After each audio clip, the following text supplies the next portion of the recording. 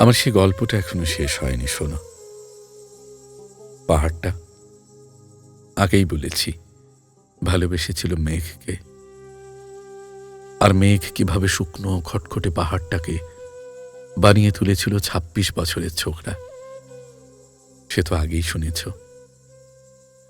সেদিন ছিল পাহাড়টার জন্মদিন। পাহাড় মেঘকে বললে, আজ তুমি লাল শাড়ি পরে আসবে।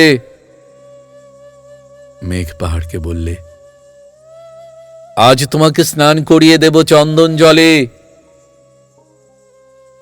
ভালোবাসলে নারীরা হয়ে যায় নরম নদী, পুরুষেরা জ্বলন্ত কাঠ।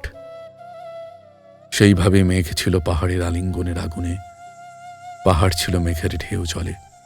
হঠাৎ আকাশ জুড়ে বেজে উঠল ঝড়ের জগঝম্প, ঝাঁকড়া চুল উড়িয়ে ছিনতাইয়ের ভঙ্গিতে ছুটে এলো এক ঝাঁক হাওয়া। মেঘের আঁচলে টান মেরে বললে, ওঠ ছুরি, তোর বিয়ে। এখনো শেষ হয়নি গল্পটা। বজ্রের সঙ্গে মেঘের বিয়েটা হয়ে গেল ঠিকই, কিন্তু মেঘকে সে কোনোদিন ভুলতে পারল না। বিশ্বাস না হয়তো চিরিয়ে দেখতে পারো পাহাড়টার হাড় পাঁজর, ভেতরে থই থই করছে শত ঝর্ণার জল, শত ঝর্ণার জল।